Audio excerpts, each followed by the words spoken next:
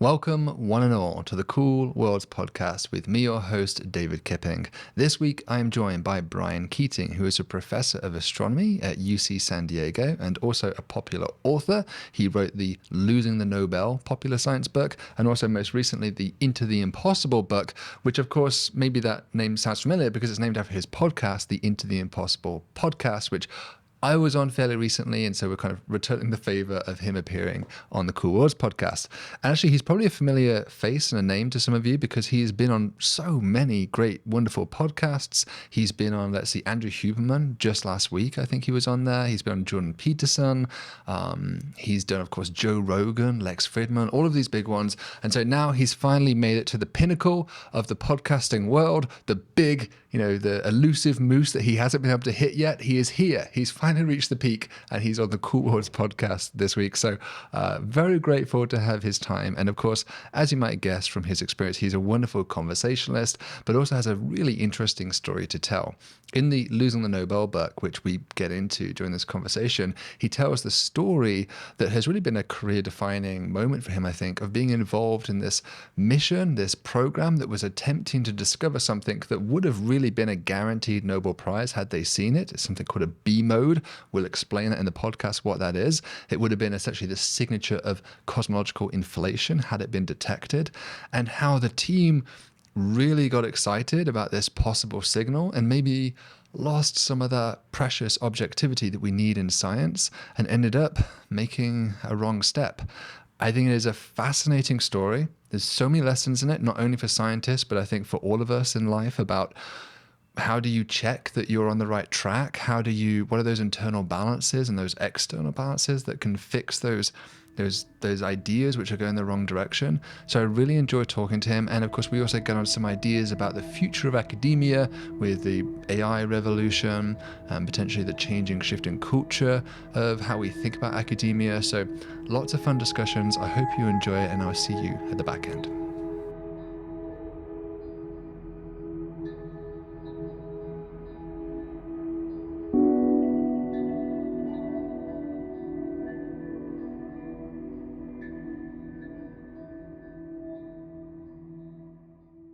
I just wanted to start with you, Brian, just by talking about your journey into science. What was your origin story? How did you find yourself into astronomy? Yeah, that's always the most, we arrive on Earth in media res and, people tell us what happened before we got there. So I really got interested in astronomy at age 12. I was randomly awakened one night, and I looked out the window and I saw the moon, and it was, brighter than these floodlights that we have in here. And it was just so amazing to look at the moon. I know you're captivated by it. Mm. And then there was something next to it, and I was like, what the hell is that? It was like equally bright as the moon, except it was just a little fragment. And I was like, what could that possibly be? It didn't move, so I knew it wasn't American Airlines, flight coming into LaGuardia. I live, not too far north from here in Westchester County. And so I couldn't, wait to figure out what it was. There was one problem. Google would take another 16 years to get invented. Sergey and Larry dragging their feet. It was the mid-'80s, so I didn't really have an opportunity to figure out what the heck am I actually seeing. So it really led me to do actual research, and I had to go to the library, get a newspaper, and the New York Times used to, they don't anymore, unfortunately, I don't think, print this section called Cosmos, and it showed the pictures of different celestial objects. And this was, 2 or 3 days later. I figured things didn't really change that much, night to night, at least as far as I could tell. And so I saw they showed the moon, and then they showed this label and this black dot next to it, and it said Jupiter. I was like, what the heck? You can actually see another planet with your naked eye. I couldn't believe it, because it was when the Voyagers, cruising by. Yeah, and you're in New York, so you wouldn't necessarily expect exactly, that. Yeah. Right. And so I was like, wow, if this is what I can see with my eye, imagine if I could afford a telescope, which I couldn't barely, maybe scrape together some nickels. But I was working at a deli in Dobbs Ferry. I think it still exists, called Venice Deli. And I was stocking shelves, and it was like $1.80 an hour. I was like, this is going to take forever to get a telescope. But fun fact, telescopes are like, they say a men's suit and an ounce of gold and something else, but also telescopes, their price is fixed as a medium of exchange. So a telescope today, about 2 inches in diameter, say a little bit bigger, smaller than the ones you guys have here, refractor, is about $75 today. And it was $75, 40 years ago. And so I eventually saved up about half, and then I got a small grant from a 3-letter funding agency, the MOM Foundation. My mother, she ended up giving me, the other $35, and I ended up getting a telescope. Yeah, And I've dipped into that source a few times. right. Yeah, Yeah, there's only so much you can dip into it. Now it's the other way around. We have to support it. right. So we ended up getting a small telescope. I forget, Crazy Eddies. You won't know this because they don't exist anymore, and it predates you here in this part of the country. So bought a telescope and then took it, and it's amazing because when you see through a telescope, you don't know that you're not the first person to make a discovery of the fact that the moon has craters and moons on it and mountains on it, and that Jupiter has these 4 dots that seem to, go around it, and that Saturn has these rings. It's so obvious, and that those smudges up there are actually galaxy. But you feel that same thrill of discovery that You were Galileo. Yeah. Yeah. So it's, and I always say it's the only type of science that can be done. Like, unless you have 12 billion euros, you can build your own Large Hadron Collider. And even so, you don't know what it quote unquote felt like to discover the Higgs boson. I mean, nobody knows it because nobody did it.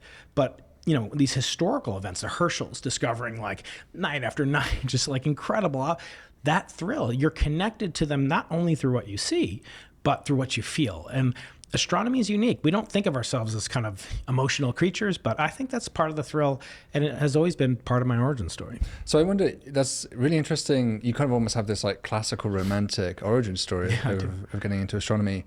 I remember also looking through a telescope and being inspired by it, but I feel like when I was younger, I was more into fundamental physics, and it was more reading the books about fundamental physics that really got me excited. And it was only actually later in college that I sort of turned back to astronomy.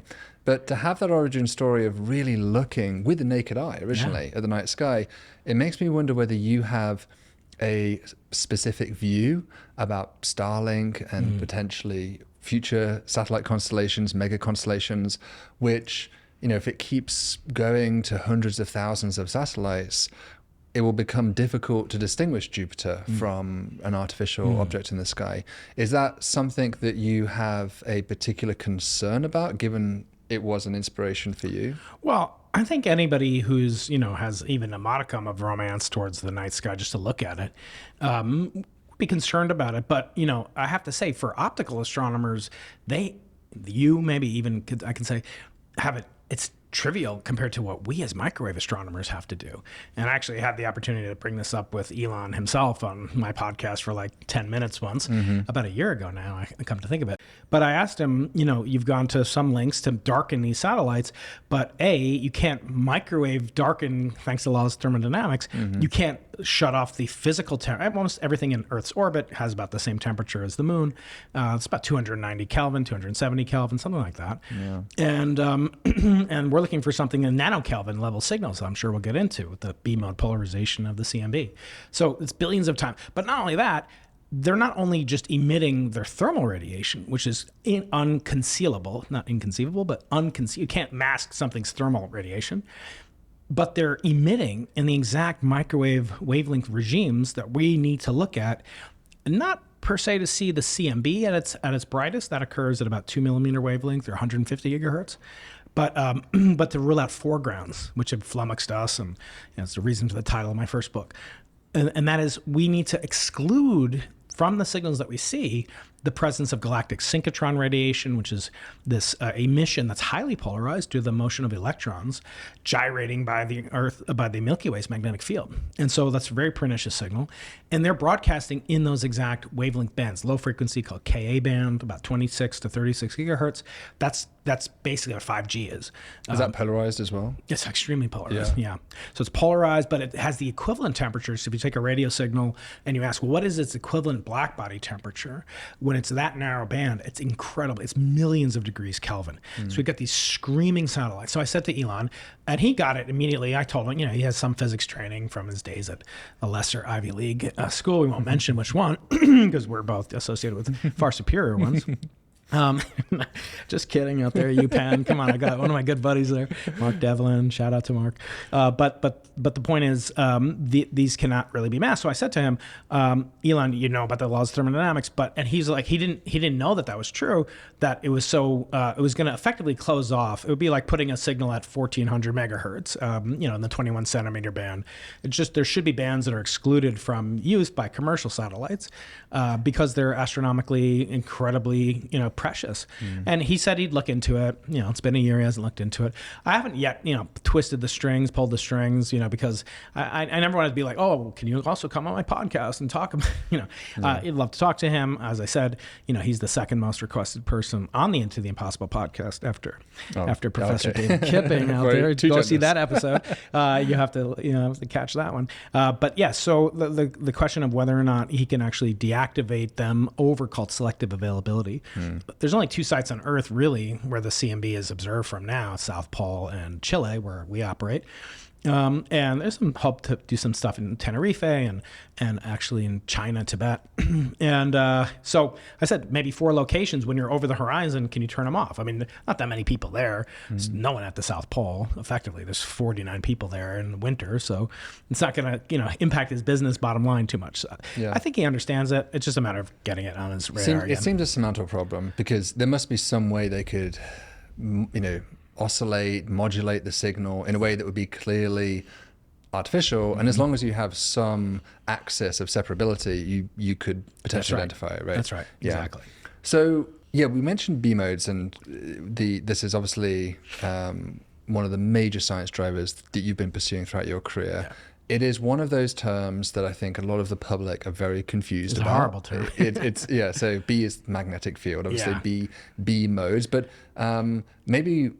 I'm sure you've given this spiel many times before. Not in this building. And it's important, actually, to bring up why this building is so important. So there used to be a professor here, Mark Heminkowski. He's one of my friends. I call him a mentor, but he's like 4 years older than me. So he's now at Johns Hopkins after going from here to Caltech for many years, which is where I met him as a postdoc. I was a postdoc. He was a young faculty. And now he's at Johns Hopkins, and he's a National Academy member, just an incredible intellect, and one of my favorite people, great sense of humor. If you can ever get him on, you should. Okay. But he was working with a postdoc, I think Lim Wang, and then there was another guy, Andrew Jaffe, who is now at Imperial. And the three of them wrote a paper, and they called it the Polarization Pursuer's Guide. And that was about what you would need to detect different types of the microwave background's polarization.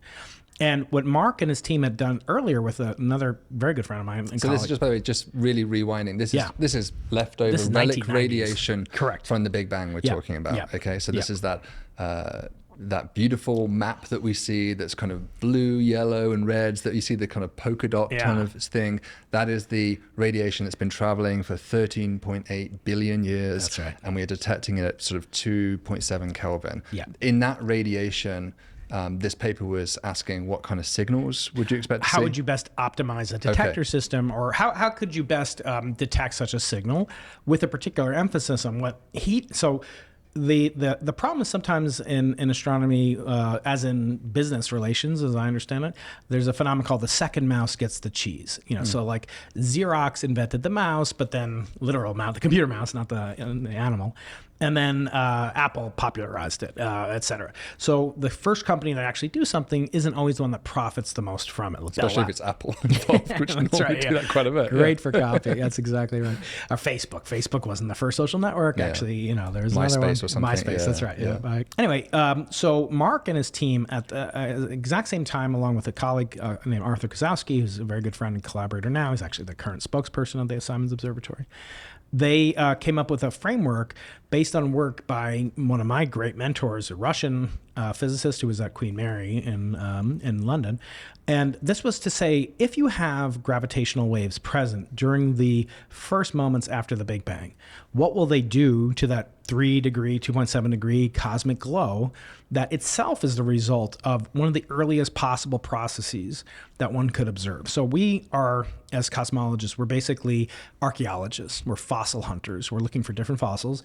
They come in different shapes, and those different shapes and kind of techniques, they trace different physical conditions present at the time of their formation. So the very earliest things in the universe to be created that leave fossils that we can detect today is right here.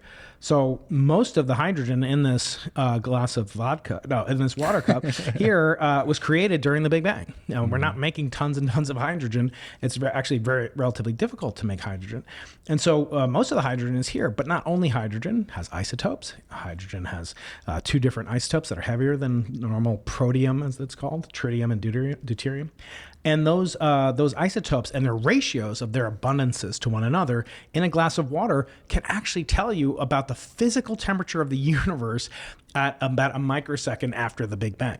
Now, we don't think of the Big Bang as synonymous or concomitant with the formation of time. That's sort of a misconception. People say, oh, the Big Bang is when time began. And not necessarily. It could be, but it's not necessarily the case. So as you go later and play the clock, forward in time, run the movie forward, the next major event, really nothing happens from the first 3 minutes after the Big Bang, a famous book by that name. Yep. And it sort of ends within about 20 minutes of the temperatures cooling down enough that the actual quarks wouldn't get shattered apart by the radiation present. And eventually enough protons and neutrons and electrons and stuff can coalesce 380,000 years later. And when that happens, heat can then propagate, light can propagate. It would have been ultraviolet light at the time. And now it's free to propagate. And in fact, it can suffuse throughout the universe. And so we see that heat left over that wasn't, that was no longer sufficient to keep hydrogen ionized and to make the first atoms break apart. So that light also could have been suffused alongside with gravitational waves. So this is thermal radiation, which would normally be, by the way, unpolarized, right? It would be, yes, just like light from the sun is mostly unpolarized. Candlelight is unpolarized. So in order for polarization to take, if we had a laser here, I don't know if you've got a laser in your laboratory, in the Cool World's laboratory. By the way, thank you for turning down the temperature of this world for me today. This is great. During early January in New York City, it's so nice to get out and in the cold, fresh air. Just compared you, to Brian. 70 degrees. We cooled it down for you. I left this morning, 70 degrees, sunny. So if you have a laser beam and you shoot it off this water, the laser might be polarized or not, or you can actually make it unpolarized. But after interacting with a dielectric, liquid surface in this case, it becomes partially polarized. So you can actually take that. You can take sunglasses and it's one of my questions I give to my graduate students on their final exam. Can you prove that laser light is polarized or that polarization occurs from reflection, which it does. So the lesson is you can take unpolarized light and make it polarized. And that's the whole point behind polarized sunglasses. When you go to the ocean, if you look just straight at the ocean, like the glare on this table here, if you wear glasses, one of those modes of polarization will get suppressed by the glasses, and that will leave the more contrast allow you to see into the ocean, below the ocean surface. So these scientists realized this back in the 60s. Actually, Lord Martin Rees was the first to kind of think about these ideas, that if there was light and if there was some matter that could scatter that light, that even though the cosmic background itself is unpolarized, the resulting interaction would produce polarized light. And that would tell you, just like you can learn about, actually the Navy does this, they learn about salinity and the water pressure and temperature from looking at the polarization of light from a satellite, looking at sunlight. So this is reflecting off hydrogen atoms. Yeah, okay. Exactly, yeah. So it's reflecting off the very first hydrogen atoms and whatever else was there to make those hydrogen atoms aggregate in one location versus another. So dark matter is one of the things that can do that, but also gravitational waves could do that. Now, where do they come from? Well, there's a theory called cosmic inflation, which has been around for, it's over 44 years now, on Guth and eventually Andre Linde and others, including, Paul Steinhardt, who's at Princeton now. They had ideas about what it would take to effectively create a universe in a purely quantum state, from no thing, as has been said, from no material thing, from pure quantum energy, if you like, a quantum field called the inflaton, which would possess unavoidably fluctuations in its amplitude and its position versus its position. And that would cause not only there to be densities of curvature, excess amounts of curvature, where the universe was expanding faster or slower. That's what that value of the inflaton does. It controls the local rate of expansion throughout space-time. So it would control what we call curvature perturbations, which would mean deeper gravitational wells for dark matter to fall into. But it would also produce waves of gravity, reverberations, stretching and squashing of space-time. and perpendicular planes, and that The decaying of the inflaton field bridges the gravitational waves. It's actually the oscillations of it. Basically, the incommensurability of measuring, effectively Heisenberg uncertainty principle. You can't know exactly it's just like photons in this room can be described by a photon field where you have creation and annihilation operators. They would be produced during this extremely early epoch, about a trillionth of a trillionth of a trillionth of a second after the origin of what we call our observable universe. Not necessarily time equals zero. It could be, we don't know. In many models, it's not. But in the inflationary universe, it is. It's basically, there's a singular origin of the universe that occurs in our region of space-time that we can now access today. We call that region the observable universe.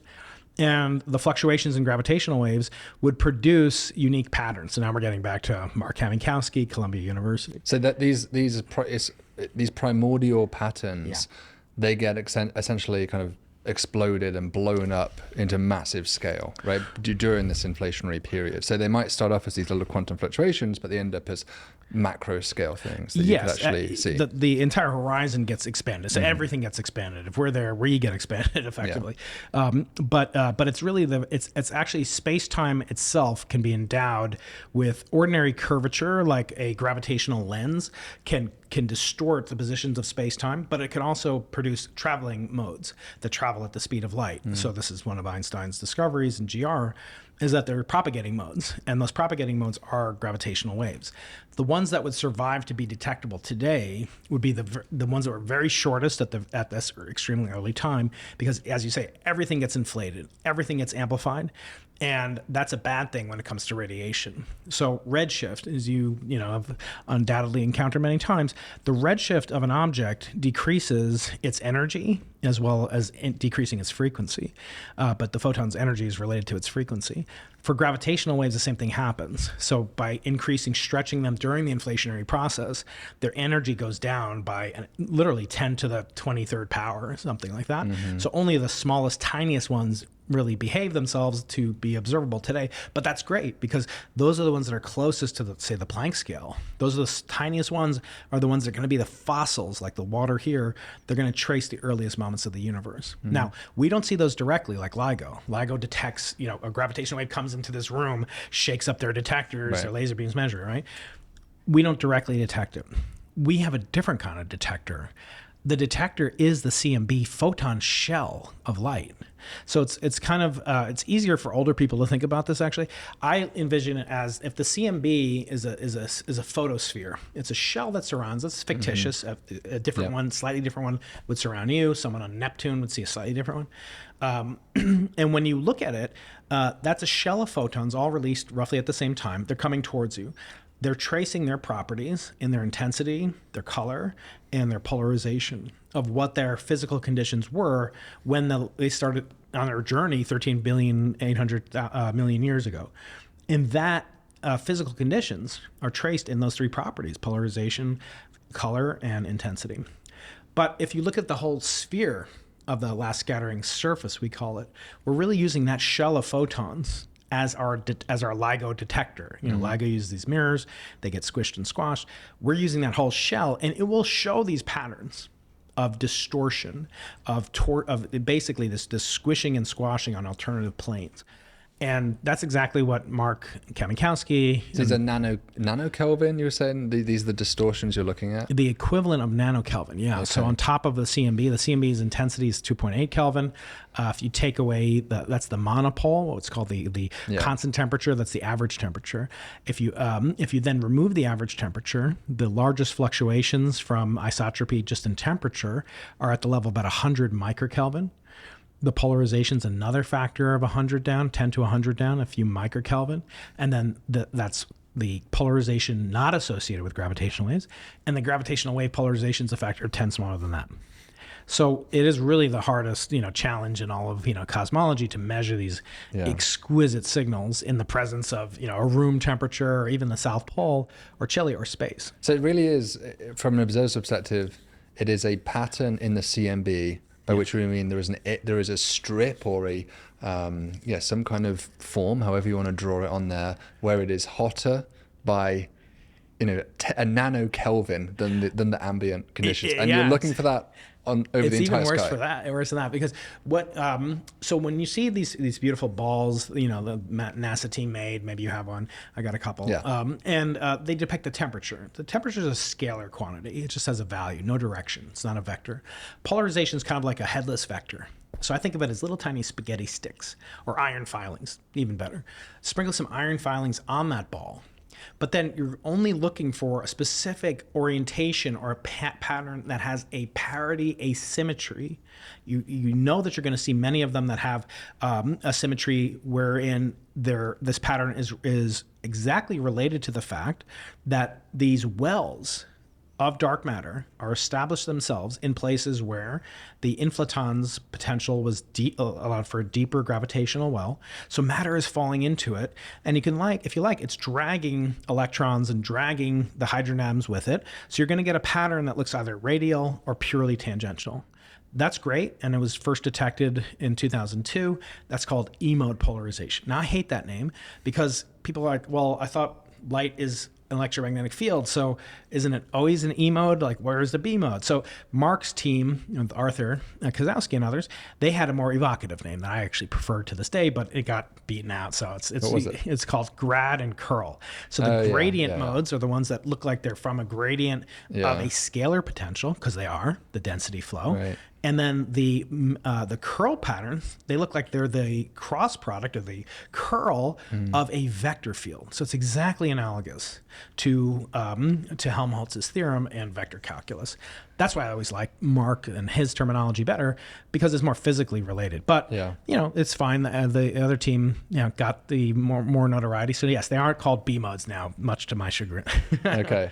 So this signal, I mean, we'll get into BICEP2 a little bit, has not been convincingly detected. Is that fair to say? Well, here's where, so there's actually two different types of B mode polarization. Okay.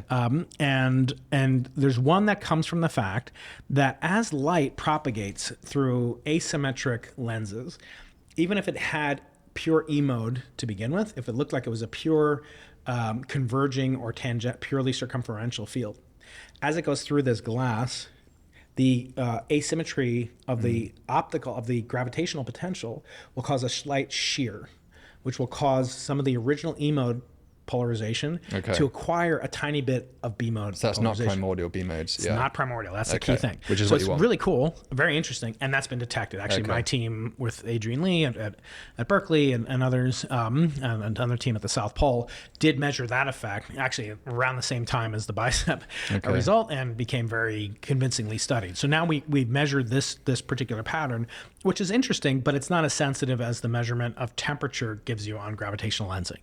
It doesn't give you additional information, but and that's at small scales, the sky scales of clusters of galaxies, arc-minute scale. What we're looking for from inflation would be, as you said before, those modes that just could barely survive, the ones that just entered the horizon, roughly the size of the horizon or twice the size of the horizon at the time of decoupling when the CMB was produced. So these are about a degree or two on the sky. So these are huge modes. They're about the size of the moon. On the sky, or twice the size of the moon. So they're actually much, much larger than the arc-minute or even arc-second fluctuations that we have seen for a very long time. Okay. So those primordial ones are still up for grabs. That's right. I guess my question is, if you had if we keep building more and more sensitive, and you are building many more sensitive instruments to do this, and we keep coming up flat and we don't detect it, what does that mean? Would that put pressure on an inflationary theory? Well, so part of the reason it's a very interesting field in cosmology that I inhabit. There are many personalities. I'm sure it's like that in your field too, but the personalities are so big, and for some reason the stakes feel much, much higher. I imagine that if life is detected, or if you can really blast through with exomoons and so forth, that it'll also attract a kind of subculture where you don't only have to study the physics, you have to study the psychology of people, which is much messier, right? I don't study psychology at my department chair. My former department chair is now here, by the way, Dmitry Basov. But the point is, when you get these larger than life personalities, they start to really ascribe extra scientific or meta scientific import to what we're measuring. So for example, Paul Steinhardt, who was one of the founding fathers of new inflation. So around the time in the mid-'80s, after inflation came about, Paul and others realized there was a fatal flaw, that inflation would be occurring so fast that no structures could ever form. Yeah. It was just the universe expanding superluminally. You could never get enough matter together to form a universe. And he corrected that, and he improved it and came up with what's called new inflation. And then there were add-ons by Andre Linde called chaotic inflation. That leads to things like the multiverse. I'm sure we'll talk briefly about that. So, but Paul came up with, for a while, he was very much a champion of inflation. But then he started to realize, well, wait a second, we can't prove inflation wrong, because if you fail to detect it, then you can't say that inflation didn't occur. You could always say inflation just occurred, but it occurred at such a low energy. Just adjust the parameters. Yeah, it's just such a low energy, we'd never measure it. There doesn't have to be a guarantee from God or Gaia, whoever, that you're guaranteed to detect it and that we have the technology to do it. Look, if the CMB, if the universe was something like twice as old as it is, which, okay, that's a big number, but in terms of, physicists think in factors of, exponentials, right? So factor two is not that much, right? So the CMB temperature would have been way too cold to measure using the tools that Penzias and Wilson did. So we might not know about it even to this day. Now it happens that it was at that temperature, and it was actually discovered, people claim, in absorption of cyanogen molecules in the galactic. It's amazing how many things there are like that in science that seem to line up perfectly to let us decipher the universe, right? I was thinking especially about that. Cosmology. Right. We don't. The only reason we know so much about the spectrum of helium and the properties of the solar corona is because of this accident that the moon's apparent diameter is the same as the sun's. So it's like, and that's the only moon in our whole solar system, right? Where that occurs. So now you could say it's God. Some people do say things like that, but I'm not going to say that, especially not about inflation. Although it's incredibly beautiful theory and it has a ton of circumstantial evidence for it, still the true smoking gun would only have to be, and this is agreed upon by Paul Steinhardt, by all the competitors and enemies of inflation, including including Sir Roger Penrose, for example, and many, many others, that it would be indisputable evidence for inflation, not circumstantial, if we were to detect gravitational waves. A background. It has to be a background. It can't just be, there's some gravitational waves over there. It has to be seen over a cosmic scale, maybe over the full sky, perhaps, once you remove the galaxy. Which is what the B modes encode, right? It's the B modes. Well, you can actually see, the smallest you could ever get down to is a few degrees, which is huge for an optical astronomer, but it's very tiny compared to, the full sky. Our measurement of the CMB patches that we look at with BICEP and with Simon's Observatory, tens of percent of this 44,000 square degrees on the sky, just enormous, tens of thousands of degrees on a side. So it's really just like doing an all sky survey. The full sky is 40,000, right? Square degrees. About 44. Yeah, exactly. So we're measuring, good 40% of that. It's enormous numbers with these telescopes now. It's equivalent. It's almost like a full sky survey, effectively. So and that's because if you have a phenomenon that itself only manifests itself on several degrees to few degree scales, you don't get that many samples of it unless you measure the full sky.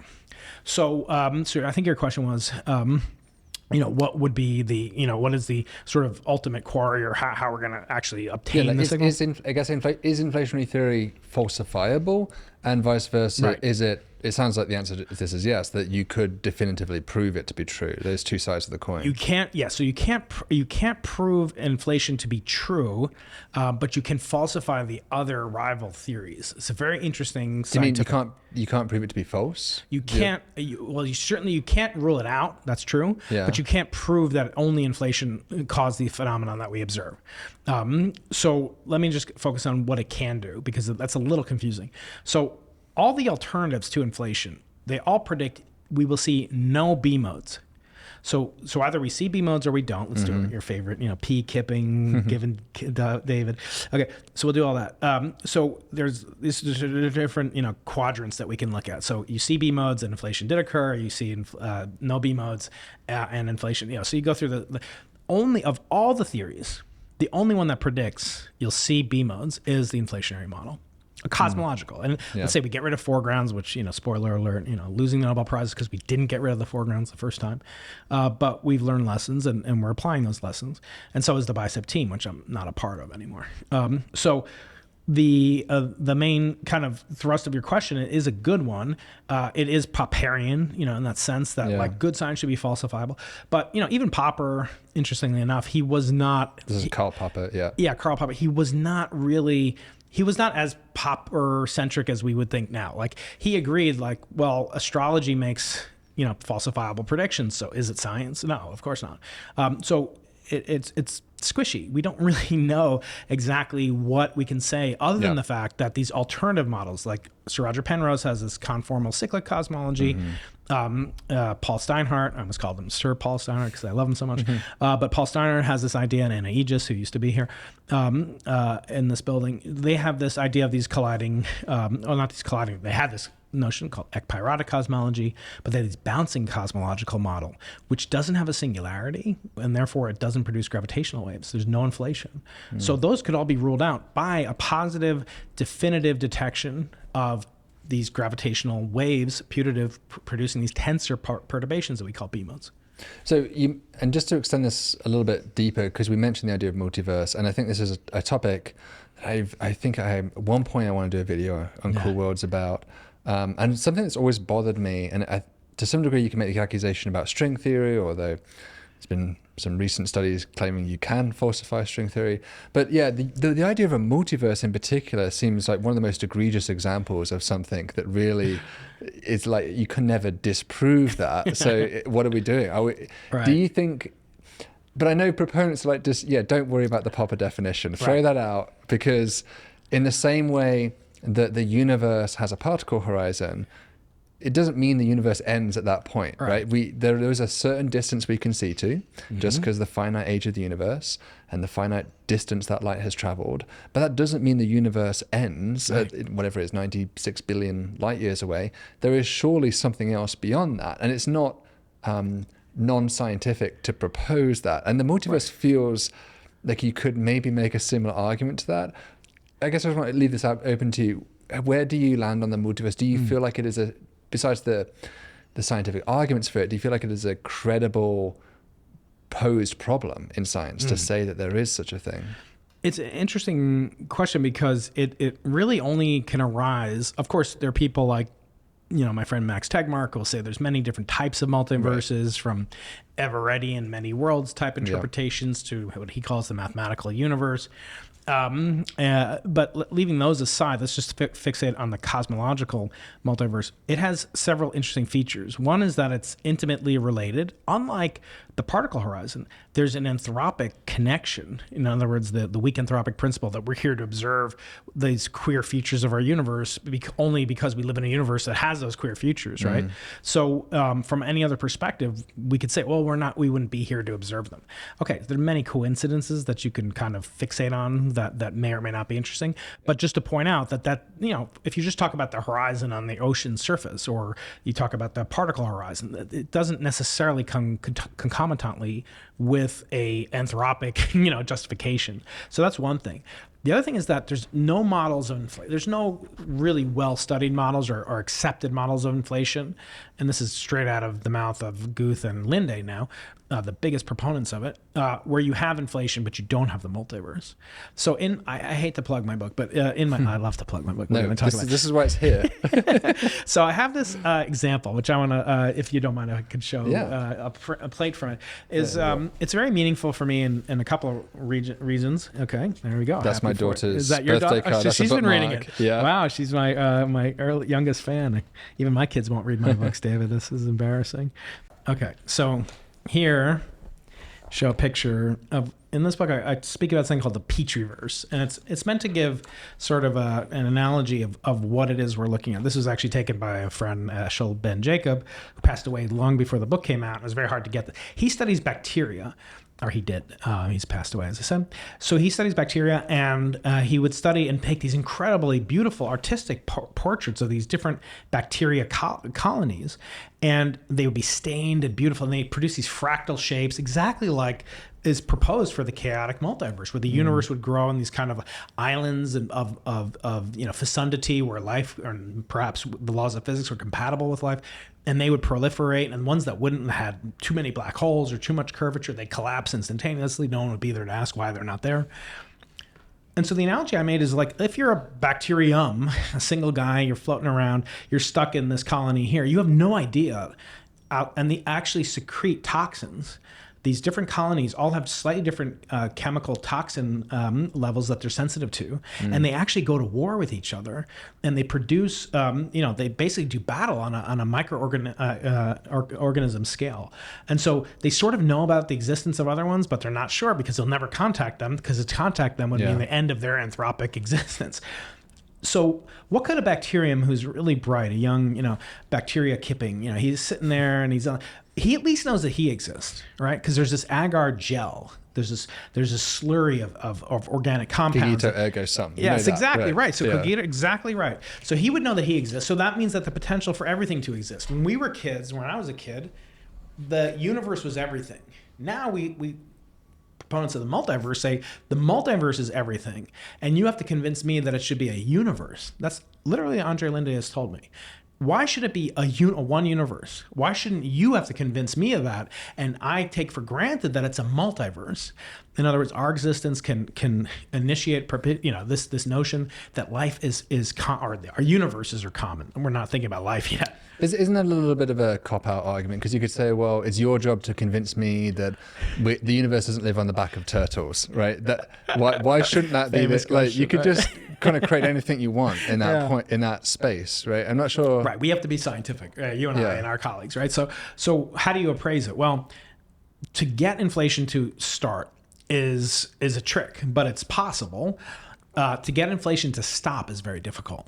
Brian Greene, a couple floors away from here, he often likens it to a type of rocket fuel, like the solid rocket boosters on on the space shuttle or whatever. You couldn't shut them off, unfortunately, and that led to many disasters, right? So it's so good at producing universes that you really have to work hard to suppress it. Meaning that everywhere at all times, universes are being spawned into existence. Some don't last very long. But again, and then, yes, we find ourselves in a universe, which, again, it could be a cop-out as well, right? So the only notion I want to suggest to you and the viewers and listeners is that it's a very hotly debated thing, because it's not only a question of cosmology, it's partially related to the scientific method itself. If you say you can't test these things, then yes, it is effectively turtles or angels on the head of a pin. So my job as an experimentalist is to say, well, what is measurable? As Galileo said, our job is to measure what is measurable and make measurable what is not yet so. And so we can have tools to do this. Unfortunately for us, we're going to reach the end of the road. Like you asked the question, a few minutes back, what happens if you just keep measuring and you don't detect anything? That's something that keeps me up at night, especially when we have a $200 million. I worry about it too with exomoons, right? We just keep finding no exomoons everywhere. Yeah, exactly. And we have a proof. We know our moon exists, right? So it's a proof that they definitely exist. So yes, I think that it is a sociological question. It's almost a psychological question. People have said, there was 31. Nobel Prize winners and other luminaries wrote an op-ed in Scientific American about 6 years ago, basically assailing Paul Steinhardt and Anna Aegis and Neil Turok and others who had suggested that the multiverse is effectively, as they call it, dangerous, not just to science, but to society, because a scientific society that loses its faith in science is one that's destined for the ash bin. Yeah, I really want to talk about that a little bit later on, actually. There's a lot to unpack there. So before we drift too far into the philosophical, as much fun as that is, I did want to loop back a little bit to BICEP2, which, so you were the PI of BICEP1, I guess it was just called BICEP at the time. And then in your wonderful book, you sort of described that journey of how you were sort of ousted almost from that leadership position into BICEP2. So that's kind of part of the losing the Nobel title. So exactly. I love the fact you get into this kind of personal story in the book, because what is science if not done by people? It is done by humans, and we sometimes forget that. So I really appreciate that part. There was one part of the story I just wanted to touch on. There's lots to get into here, but one part I've always found fascinating was this slide by Jean-Philippe Bernard, right? So the brief setup here is that there was a a dust correction that had to be done to the data that you'd collected, and there was a satellite called Planck that the Europeans had launched that had the ability, in fact they had the data I believe, to provide that correction for you. And an interesting thing we'll get into is why they didn't provide that to you. But anyway, there was a very good reason. Yeah, okay. So there was a slide that was presented at a conference by Jean-Philippe Bernard, and someone in the team took a screenshot or something, or grabbed that somehow, and that was used. Can you just walk us through that story? Because I think there's a fascinating of like really pushing things as hard as you can to get to the answer. It's almost like I never thought, David, I would write a book. Actually, I didn't want to write a book. People would say, oh, you're good at teaching, you're good at explaining things, you know. But I felt like I have one criterion for writing a book, and I have all these different rules. Like, how do you know when you should get married? Like, that's another one I break out on my friends, you know, and I have different heuristics for that. But my heuristic for the book was the following. That could be another book. It just might be. The criterion I had for writing a book at any time, which was the following. If there's a story and there's only one person on earth who could tell that story. I'm talking about nonfiction here. Fiction is a different ball of wax altogether. But if there's a story that I alone could tell, uniquely so, and be fair and be honest and be vulnerable in that telling of it, then, you know, it's like an autobiography. Like everyone, you could write an autobiography and you're the only person that could read it. I mean, I'd be interested in it. But like, you know, the random grocer down the street may not, can or she can write it, but it may not be of interest to many people. And that's something to be aware of when you're writing a book. You don't want to, people say, I don't care how many books it sells, or I'm writing it for everybody. No. Don't kid yourself. Like, that's not the way any serious publishing, you know, process works. And so I said, if I'm ever in a situation where that happens, I'm going to do it. I'm going to write a book, but I'm definitely not going to write a book if that never. I'm not going to write some you know, ego stroking, you know, waxing. People do it, and fine if they can do it. But I also wanted to write a book because many people, many of them have been in this building and maybe here right now. I mean, you know, that have written books, just brilliant theorists, Jan Levin, Brian Greene, you know, in these buildings, right? But what do they have in common? Stephen Hawking, they're all theorists. And to my mind, there really hadn't been a truly, you know, sort of an autobiography mixed with an experimental physicist book. The books by George Smoot was kind of like that, but he was also angling to win a Nobel Prize, many thought.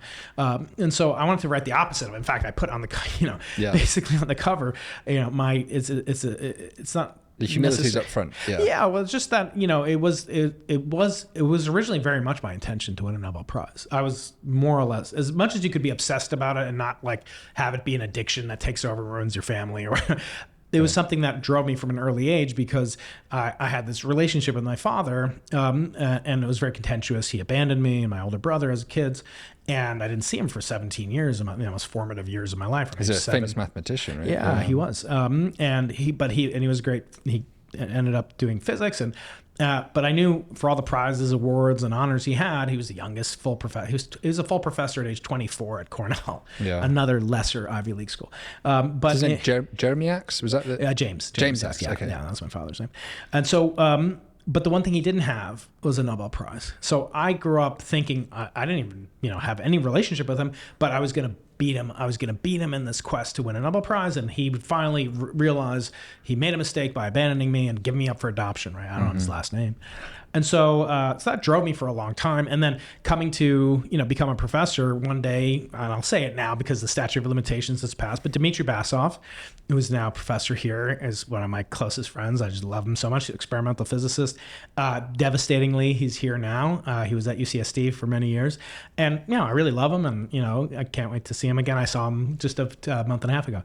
And Dmitry told me once, and his father was Nikolai Basov. Nikolai was one of the 3 winners of the Nobel Prize in 1962 for the laser. Brilliant scientist, just incredible person. And he took me aside one day and said, you know, Brian, we hired you because we think you have a very good shot at winning Nobel Prize. And I was like, okay, no pressure. You know, this is like my first year of being at UCSD. And so it was kind of like woven into the culture. Literally at UCSD, we have a street called Nobel. through campus, and then one that's Le Bon, which is Nobel spelled backwards. We have our physics department named after Maria Gephardt-Mayer, Nobel Prize winner. York Hall. We have just all the, so many buildings. Yeah, I think like Cambridge has the same kind of obsession, right? Back in the UK. It's just rotten with it, right? Yeah. So that was impressed upon me. And actually, some of the readers I had that made a huge impression on me, one young lady wrote me and she said, I'm so glad that I read your book, which is, I wanted to call it a cosmic confidential after one of my heroes, Anthony Bourdain. He wrote this book, A Kitchen Confidential, about like the seedy underbelly of New York City, cuisine and world cuisine. It's one of my favorite books of all time. And I kind of wanted to do that like a tell-all, but not like make it so self-serving, right? And so she told me, like, when she showed that to her, when she read my book, she said it was like a weight had been lifted because her father convinced her not to become a scientist because he said only someone who wins a Nobel Prize is a really good scientist. And let's face it, you're never going to win a Nobel Prize. I was like, who could say that to their daughter? Yeah. But anyway, this was my obsession. It was incredibly important to me. But getting back, I think But I'm sure many people in the team also had a similar drive. Maybe not quite as obsessive as you, but yeah. I think from the outside, it seemed like the BICEP2 were really gunning very hard because it felt like it was realizable. It was possible. The first person to fund the experiment, when I had this idea, I brought it to my postdoctoral advisor at Caltech. I'd been fired from Stanford where I was a postdoc. This is not like an advertisement to get fired. And that's a great, it was actually, I'm here despite that fact. I wasn't a very good postdoc when I was at Stanford because I was obsessed with this idea of winning a Nobel Prize by inventing an experiment that would take us to the beginning of time, to measure the earliest moments that could possibly be measured with physical evidence, namely inflation. And eventually landed at Caltech.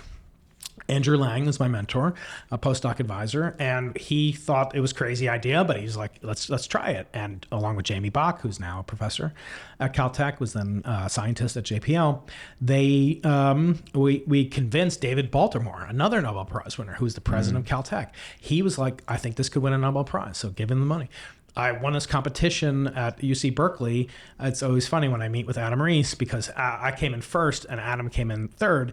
And it was on the celebration of Charlie Towns' Nobel Prize and his 90th birthday. And it was to identify winners that were young scientists under age 40 who were likely to win a Nobel Prize. So my brother always reminds me, he says, you won that battle, but Adam won the war. Yeah, yeah. And check out Adam's podcast. He was on recently on the Quartz podcast. Yeah. So this was an obsession. Now, when we designed BICEP1, we had the capability to see in different colors. Again, microwaves, like any form of light, radiation, have three properties: intensity, how bright; color, their spectrum; and polarization. We had to measure polarization. We were going to measure intensity no matter what. It's part of what comes with these detectors. And then the question of, would you measure the color in multiple bands? Would you have any color sensitivity whatsoever? BICEP1 had three different colors, really primarily 100 gigahertz and 150 gigahertz. That meant we could see at most two things. Say if you have two unknowns, you need two equations, right? So we have two data sets, one at 100 gigahertz, one at 150. So we could measure both the CMB and dust, which we knew would be a problem, but we didn't know how much. BICEP2 didn't have that. BICEP2, the philosophy was we'll go as deep and fast as we can because there were competitors, namely the Planck satellite had been launched.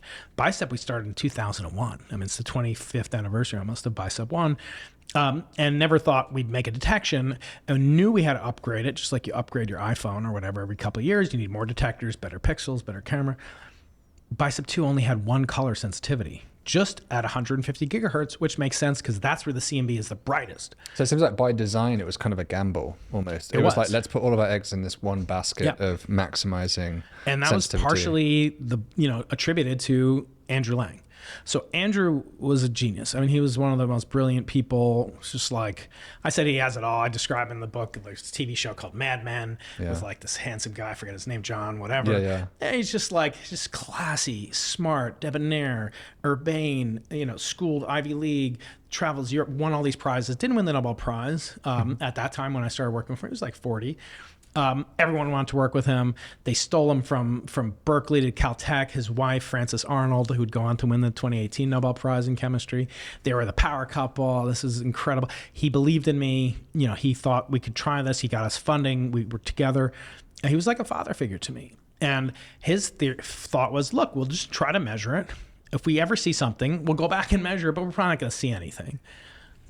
Andrew killed himself in January 2010. It's exactly 15 years ago, I think today. And, devastated me. I didn't, I wasn't as close to him as his family, of course. But also probably some anger there that he chose to do that, because it kind of leaves you in the wild a little bit. I'd say I was never angry at him. I mean, I cried over it. I was devastated by it, as everyone who knew him was, because he was just like, you wouldn't expect it unless you really knew him. I mean, he had been separated from his partner, from Frances at the time. They were actually, I don't think they were actually ever married officially, but they were common law, and then they were separated. But it was more like just some kind of emotion where there's so much frustration combined with pathos. Like, you're so sad you couldn't do anything, and you're frustrated, but it's not your fault. But I look at it and, maybe there were warning signs, maybe there weren't. But the fact is, when he died, there were a lot of consequences for, the whole planet. But thinking just perspective of the experiment, which he loved. He went to the South Pole. I mean, a lot of scientists don't ever even go down there. And he loved it. He had so much fun. He was like a kid in the laboratory. I mean, as you know, as you get older, you don't get as much time to spend time doing the stuff you did that got you interested in becoming a scientist. For me, being in a lab or using a telescope, I don't have as much time to do that anymore. And so when he would go to the South Pole, he's just like a kid in a candy store. It rekindled this beautiful fire in him. Everyone loved it. And, when he left, we didn't have anyone with the gravitas, the leadership, and kind of the perspective that he had. I'm almost convinced, I can't say for sure. Well, I'd like to say that it wouldn't have happened. Like what we ended up doing, which is to release data, to use that slide as you talked about. Now, there's one other wrinkle in this, which again, I have to be honest, I am not as good a scientist as some of these people that I describe in the book. And I'm candid about that. I also don't know if I have the same integrity. Let me give you an example. Jamie Bach, after Andrew, so Andrew and Jamie were responsible for building the high frequency detectors on Planck, which had the capability of measuring the dust for their own mission, but also that we needed desperately. So here's Andrew and Jamie, and they're both working on building detectors for BICEP2, and then also for Planck, for this €1 billion mission that was going to be, the be all and end all and clean up everything and measure the B modes and get all the glory, right? So they measured. Now, Andrew was gone. By the time we had the press conference to release the claim that we detected inflation and gravitational waves was in 2014. Andrew died 4 years before. But Jamie was alive, and Jamie was intimate, and Jamie's one of the hardest working, most brilliant scientists I've ever worked with. He's just incredibly, he's one of these preternatural, I call him, the kind of like super boy or whatever, but he's like older than me now. He's not a boy anymore. He's a PI of Sphere X. I mean, this guy's incredible. He's done everything from, space missions to ground-based stuff, and he never stops. And I was like, Jamie's on Planck. He is inside. He's in their inner sanctum. He built their freaking detectors. He must know that what we saw is pure CMB, or as close to pure CMB as possible. Because I know for sure, I would have looked at their data. Like, I don't know that I could resist. I have to be honest with you, Dave. I don't know if I knew that there's this thing standing between me and a Nobel Prize was in my email box. I could just look at it. So all you have to do is download the Planck data, that map, and then you'll know yes or no. Tell the grad student, I think we're good. Let's go ahead with it. Yeah, you can publish that because we're going to come out with that data anyway. I mean, what's the point of launching the mission if you're not going to publish it? I would have done it. I mean, I think I would have. I don't know. I really don't know. Yeah. I don't think I have high integrity in my personal life, in my scientific life, and my students and so forth. But like that, especially in that moment of the fever of because Jamie would have won a Nobel. I mean, there's no doubt about it. Yeah. If we were successful, I don't know that I would have. In fact, that's why it's called losing the Nobel Prize. The night before the press conference at Harvard, which I wasn't invited to, remember Andrew was gone, my protector, my guide, my mentor. He was long gone. And now the PI ship had been taken over by John Kovac at Harvard, Clem Pryke at Minnesota, Challen Kuo at Stanford, and Jamie Bach. And, Jamie had made, he was the original one. None of them had been on the project as long as Jamie. And Jamie and I came up with this project more or less together, playing tennis in Pasadena as we would every Thursday night when I was a young postdoc. And he believed in me too. And, I'm forever grateful to him for that. So I don't know if I could have resisted it, but Jamie did. He never looked under the curtain, must never have looked at it, because we went ahead with that. So at this point, so you have this slide, you have this preliminary dust map. Yeah. You take this map and it seems like the signal's legit. And that's that temptation point right there where the team must have known that was a little bit questionable to take a slide like that. It wasn't the only set of evidence that would exclude dust. So I think we had something like 6 or 7 different models of what the dust could be. Right. Remember, we didn't make a blunder. We didn't forget to plug in a fiber optic cable. We didn't leave the lens cap on and say we saw, whatever. We didn't detect, some resonance and some quark, that. No, we didn't make a blunder at all. Or, claim dark matter exists with 20 sigma. Instead, we measured exquisitely a signal with very, very high precision that was astronomical, but not astrophysical. It wasn't cosmological, rather. It was from our galaxy. It was in space. It's incredibly difficult, and it's the most sensitive measurement. Still is far more sensitive than where we're at with Simon's Array or Simon's Observatory at this point. We're going to overtake them eventually. Sooner rather than later, hopefully. So next time I come on, if there is a next time, we'll talk about the actual data. But the point is, we had this lacuna. We couldn't measure dust and the CMB. We could only measure the combination of dust plus the CMB, but not either or. And so we couldn't separate and tease out those signals. But we had 6 or 7 different models based on other, scaling up from Planck that had already been released, but not in this level of sensitivity. They also had kind of pitched it that they were going to detect the B modes. You asked, I don't know what they originally, George of Stadio wrote a paper where in the early part of the year 2010, right after Andrew passed away, that Planck was going to measure these B modes if they were above this threshold. The level that we claimed was something like 4 or 5 times bigger than that level that George had predicted they could measure down to. So we figured if we saw it at 4, they easily would see it. So that was this pressure. Now, why didn't they share it with us? I think that they still felt like they had a chance to prove, to detect inflation for the first time. I guess that's my confusion, because I would assume if they've already done this, they're at the stage where they have this dust map and they've just not decided to share it with you.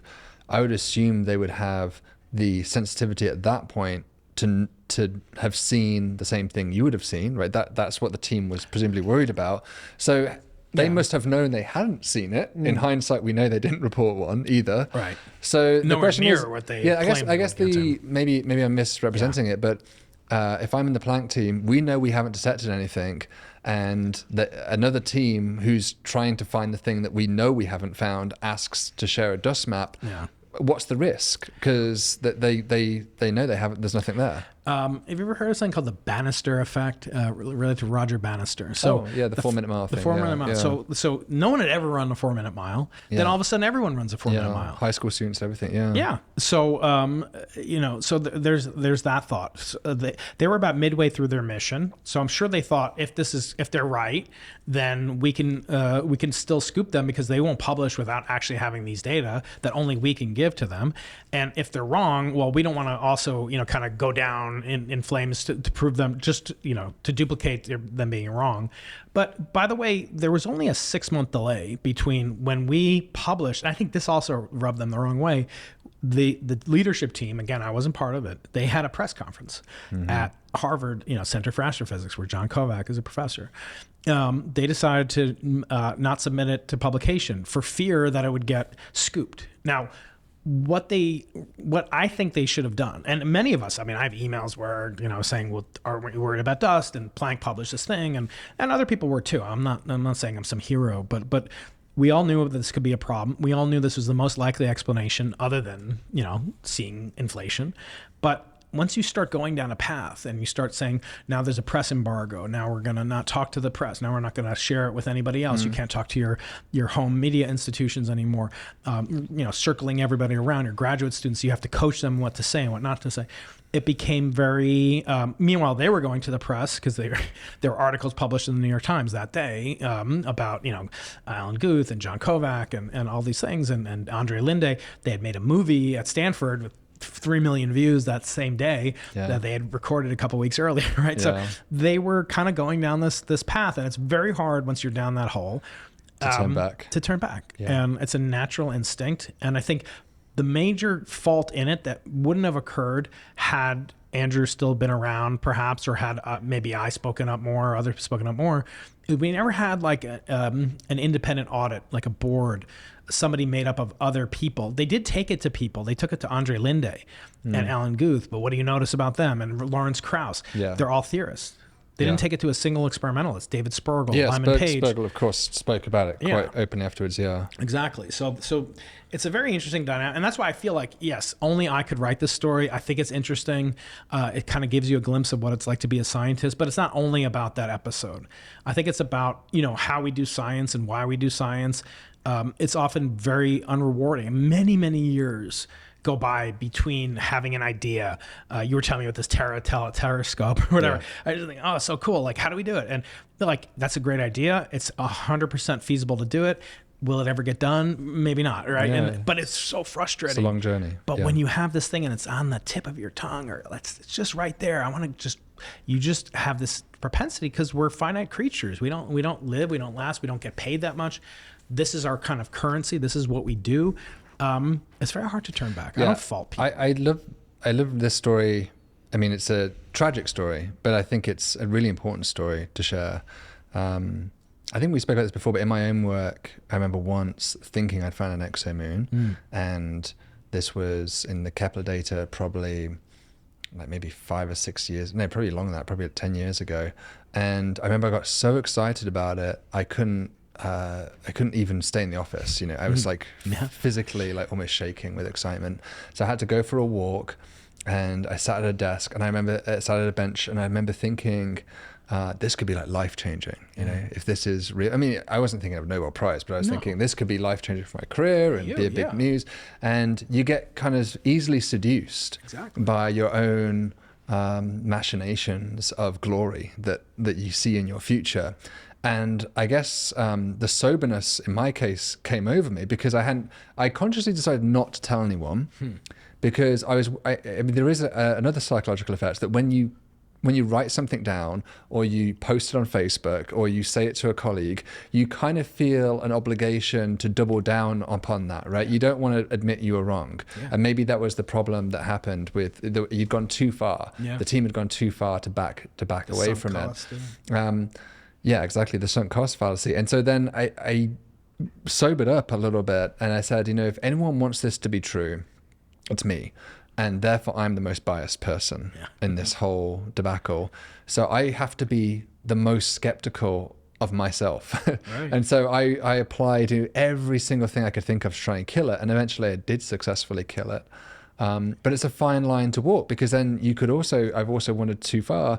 Maybe I'm so overly skeptical that nothing will ever appease me. Nothing will ever be good enough to be that confirmed slam dunk signal, because I'm always going to be my own worst critic. So I think as scientists, when you're trying to find something completely novel and new, but yet there is an expectation it should be there, it is a very difficult psychological game you're playing of, am I getting seduced by the glory versus am I overcorrecting too far the other way? And I know. I'm sure you guys struggle with that. I think it's 100% accurate, and it's people think that we scientists are just walking Wikipedias and we have no emotion. There's nothing fundamental at stake. I mean, you just look at, these are human beings, and we're doing things that are by definition at the boundaries of human comprehension and abilities. So of course we're going to fail, and you'll fail more often than you'll succeed. And so the only reason I would say, it's actually warranted to be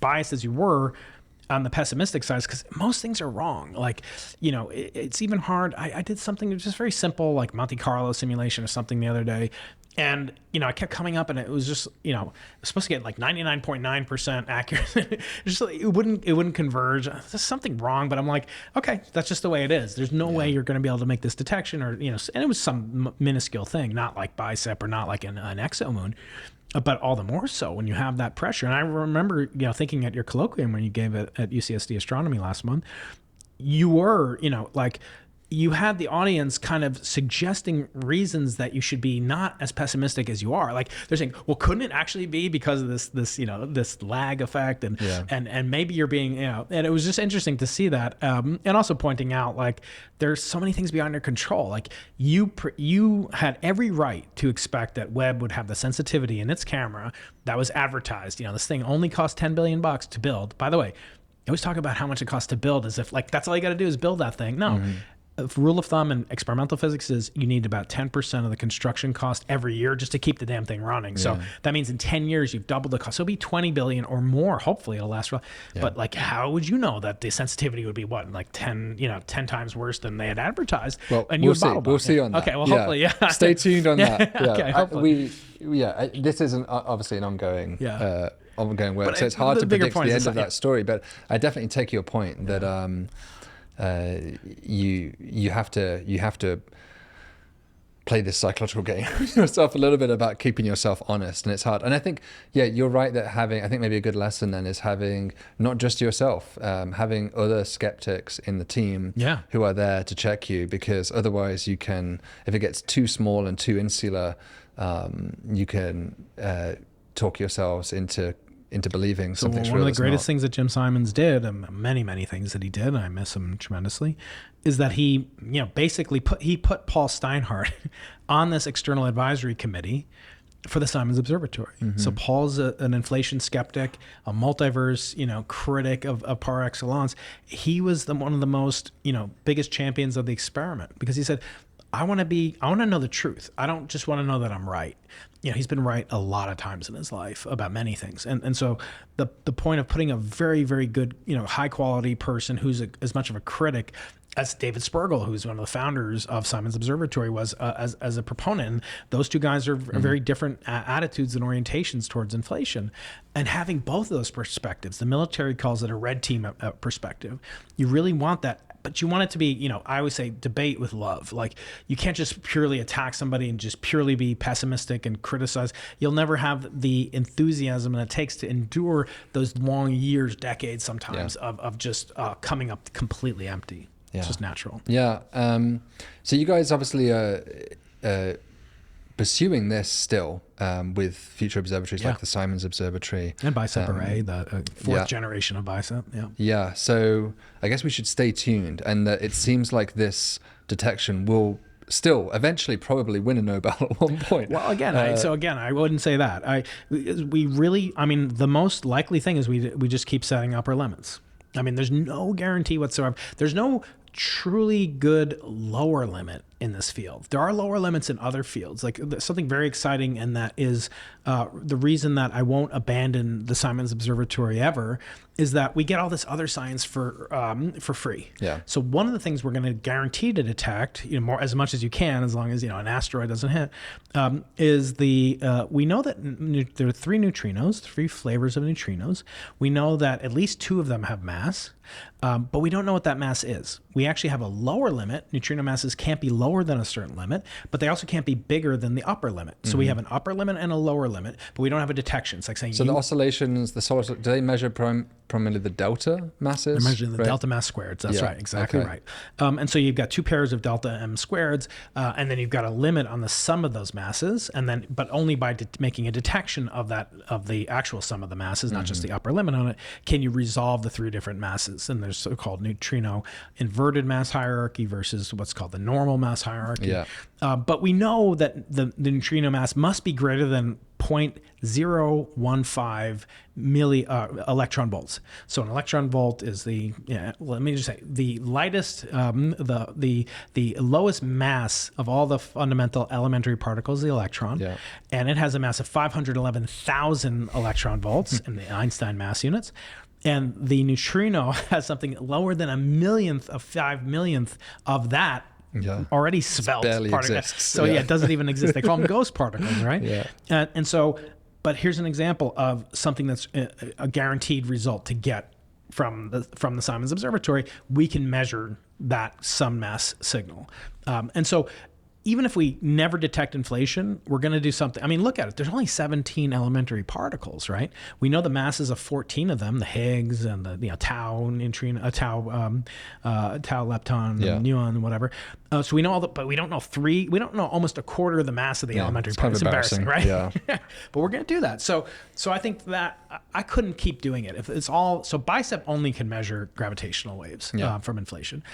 So we're different. We can measure gravitational waves, but we also have the large aperture telescope that can measure extremely fine-scaled signals. So I'm very I have excited. the same, with this experiment we're doing with JWST, of course, it would be great to get the exomoons, but we're pretty much guaranteed to measure the ablateness of these exoplanets, right, for the first time. So it's that kind of baked-in secondary science that gives you a lot of soberness, I think, when you evaluate your results, because your whole experiment isn't riding on this gambit, right? That's a dangerous diversification. It's good for your portfolio on Wall Street. It's good for science as well. So we're kind of getting late in time, so I want to skip ahead to some stuff I really want to ask you about as a science communicator and as a scientist as well. So I'm sure you've noticed this as well. I've been feeling recently, over the last sort of decade, I think, a growing sense that the public is losing trust in scientists. I think it's especially during COVID that we had this kind of surge of distrust in scientists. But it's not just anti-vaxxers and it's not even just flat earthers. I think the idea of string theory has become increasingly under attack by popular scientists and science communicators in recent years. Even dark energy, dark matter. I mean, dark matter is one of those topics whenever you talk to the public about, so many people just hate it. They just do not want to. They think that scientists are just making stuff up, right? that's their attitude. So, but it feels like that has become more and more of a problem. And so I guess I'm curious, because obviously you have the Into the Impossible podcast, this very successful podcast that everybody should check out. I was on there not too long ago, just a few weeks ago. Number one this week. Yeah. Oh, okay, number great. One this week. Okay. This episode will probably a couple of weeks later. But early January. Right. But I guess I'm just curious about your opinion on this. Do you feel as if the public is becoming antagonized almost by scientists, losing trust in scientists? Do you agree with that sentiment? If so, what do you attribute the source of that to be? I think it's our fault in some sense. Not you and me specifically. I'm not meaning to absolve myself. I don't think I do nearly as good a job as you and other people do in terms of First of all, let me take a step back because I think I've said this in a few different venues, but I do believe that scientists in general are given the gift of, that a Shakespearean actor would have killed for. It's literally the most interesting script ever written. I mean, we already went into this book is just one tiny infinitesimal slice of science, and yet it's got everything: jealousy, drama, greed, envy, love affairs, suicide. It's just incredible. Like a Greek story. It's like Greek, and there's literally every single room in this building or my campus, you can find similar stories. And so we've got this incredible manuscript, and yet most of our colleagues are some of the worst ham-handed, terrible actors and actresses, and for no wonder, because they devote 0.0%, attention to this side of their kind of personality and their responsibilities in their job. I talked to Jana Levin, your wonderful colleague here. She was on the podcast recently as well. Yeah, I talked to her maybe 3 or 4 years ago. It was during the middle of COVID, and I said, I loved your first book, and even in your second book, did your university give you any time off? And she's like, no, but they at least they didn't punish me. And I remember talking to Dmitry Basov and asking him for time off. He's, are you kidding me? You're not paid to do that. So whatever. I did it on my sabbatical. I did it when I was on parental leave, right? That's my plans next year. Oh, really? Writing a book, doing my sabbatical. Yeah. Oh, but you parental leave now. No, parental leave was real parental leave for me. Yeah. You're a better dad than I am. So when I think about what we're given, I always kind of jokingly say that we have a moral obligation. You know, if you told your chancellor, your dean, or your, you know, like, you can't understand what I do, dean, you know, curmudgeon or whatever their name is, you can't understand what I do. It's very sophisticated. I use very special tools, and like, no, I'm pretty smart. Like, the public is pretty smart, and to say that I'm not going to break it down in a way, at least that you can understand it, and just appreciate how cool is science. And I think I had that when I was a kid. I thought, wow, this is amazing. Like, Neil deGrasse Tyson says this frequently, you know, something like, if you ask the average person, like, how much the SpaceX, you know, how much of the budget is SpaceX or NASA? Let's say like trillions of dollars. And it's like less than Americans spend on lipstick every year, right? It's a minuscule amount, but why do they think it's so big? Because it does such cool stuff. And science that gets done in America and throughout the world even, it's the most interesting story. It's a never-ending story. You can never win science. It's what's called an infinite game. But it happens to be made up of all these little finite games, like tenure, getting into grad school, getting a Nobel Prize. Those are finite games where there's only one winner, one loser, roughly, versus science. Like, you don't win science. So the perspective that we have to have, I think, is that if we don't pay attention to our bosses, it's natural they're going to turn on us. And our bosses are, you can't tell me just because someone's incredibly brilliant that they, unless they're self-supported, I don't see many self-supported scientists, you know, that are actually doing experiments or building telescopes. You know, Jim Simons could have done it, but, you know, it's very rare. But that don't answer to the public, that don't interact with the public. And you may say, and people have pushed back, Sabina Hassenfelder, you know, pushed me on this one. She's like, no, I'm good at doing calculate. And she happens to be great at doing science analysis, you know. She's definitely an inspiration, fun, and an incredible person. But she's like, no, scientists should be paid to do what they do. And but I always say, the reason that they're not doing it is because they feel they're not good at it, which I understand. I wasn't good at it. You weren't good at it. You practiced at it. You had. I talked to Brian Green a year ago. They practice. They have training. Oh yeah, my first videos. If anyone goes back to the channel, you'll see that it's not does not come naturally. I love it, and that's great. You leave it up there. You're not embarrassed of it. No. You know, if you did it tomorrow, you would be. But no, that's part. If you make 1% improvements, you know, every day, every video, it adds up so quickly. But the other thing that I love to point out, it's fun. It's fun to communicate with the public. It's fun to see something in a kid's eyes when you explain it to them for the first time, or when they actually get something. My oldest son is going through a science fair right now, and he's got this whole project using like kelp. And so I'm like, can't you do something with astronomy? Like, you know, they're actually not allowed to get any help from their parents, so I'm not helping him at all. He's doing something like kelp in the ocean at San Diego, you know, whatever he's doing. It's really cool. And he kept saying, like, he was like almost in tears when he's like, Dad, the kelp keeps dying. I can't even keep kelp alive. I'm like, this is teaching you a very valuable lesson. In fact, if all your kelp dies, it might be better than you getting the answer that you expected of, you know, salt water levels cause, you know, kelp to die or whatever. Like, you're just killing them all, and maybe there's some fact. And he found out, yeah, actually, the water temperature that he's using is way too warm, and kelp actually prefer lower temperatures. So they were all dying, and that taught him something. And when he got that, it was like when you solve a Rubik's Cube or you get a Sudoku puzzle or a Wordle, like, you get a little taste of that thrill. When we're kids, we get that thrill. As we get to be adults, we have things we have to worry about, but they still deserve it. The people that are making a living, like cleaning the laboratories here or whatever, in my university or yours, the people that work at the restaurants, they deserve it, David. You know, we owe it to them. And if we don't, you know, one of my late great colleagues, Hans Parr, actually did his PhD here at Columbia with late great Leon Letterman and others. He used to say, we serve at the pleasure of the public until there's a war, because eventually they're going to need us to do real things, not to look for exomoons or multiverses.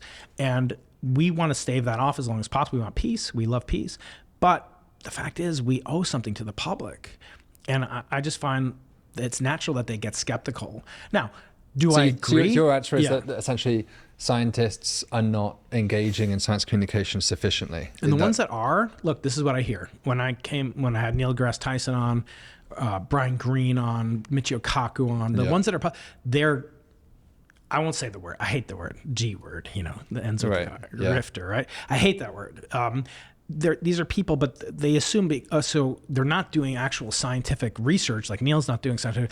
He's doing communication. So he's not a real scientist. So I don't have to listen to him, and I can actually criticize him when he says something. So you get this like infinite, he's not a research scientist. No, he's definitely not a research scientist. Yeah. But the point is like who made him and Bill Nye and like and it's true. Like their careers, unlike yours and mine, we are paid very well and to do the stuff that we do as scientists. We give back because I think it does something for us. There's something about this side hustle that you and I do that's very fulfilling, not just monetarily. I mean, you give back most of your money. I don't make as much money, so I can't really give as much back, but the point is it does something for you, and it provides you with an additional dimension of your personality that didn't exist 20 years ago. Yeah. And it's really fun to do it.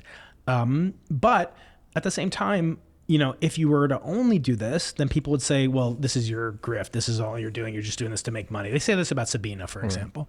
I don't think either direction is fair. I think there should be some outreach to the public. The public are not our bosses in the sense that they can tell us what to do. Even at a public university, they can't tell me what to do. But I do feel an obligation to give to them, to keep them notified and aware of the great, precious nature of how we treat the money that they give us. Yeah. I tell you, I certainly feel doing public outreach is a responsibility. Mm-hmm. I guess the thing we've talked about this before privately, and I maybe we'll talk more about it maybe after this conversation as well. And I still sort of evolve my thinking about it is whether every scientist has an obligation to do that. Just because, sometimes we admit students or postdocs here who are brilliant, but they're very introvertus and they just don't, I'm a bit of an introvert actually, believe it or not, but I think some people, they really lack social skills, but that doesn't mean there isn't a place for them in science just because you don't have that skill set.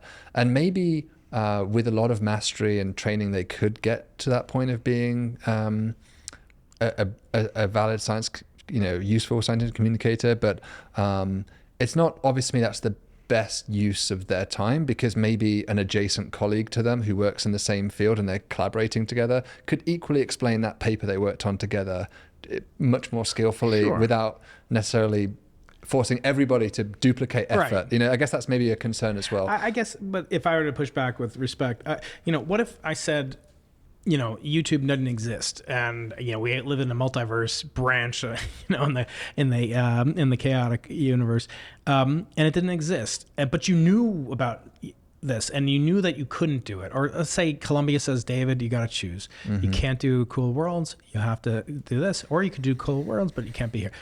I imagine that would be a gut-wrenching thing. You wouldn't want to do it. I'm sure you'd figure out something to do because you're so bright. But the point is, but if I told you about this 20 years ago, you'd be like, what the hell is YouTube? The point is, sometimes you have to fertilize a field before you know what's going to grow. It's just a reality. I have had students, foreign students, domestic students, incredibly painfully introverted. I think Sabina's incredibly introverted. And yet, when you get her on stage, when you talk to her in a podcast, or I've met her in person several times, there's a certain energy that she gets. Another example, I heard Yitzhak Perlman. He was asked to do something with a donor after some performance here. And he just said, no, I'm not going to meet with some donor. They're like, he's a billionaire. He gave all his money. We only have the Carnegie Hall, whatever.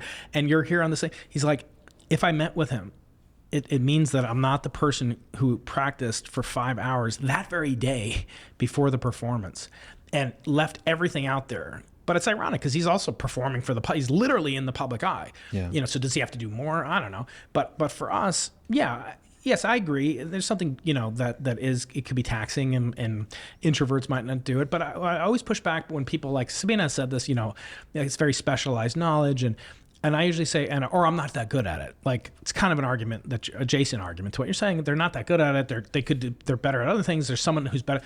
But I always say, look, did you know how to do, Newtonian, what you talk to me about, Trojan orbits or whatever? Like, were you born knowing that? Yeah, solve a differential equation or something. Yeah, you dedicated time to it because you felt it was of value to you.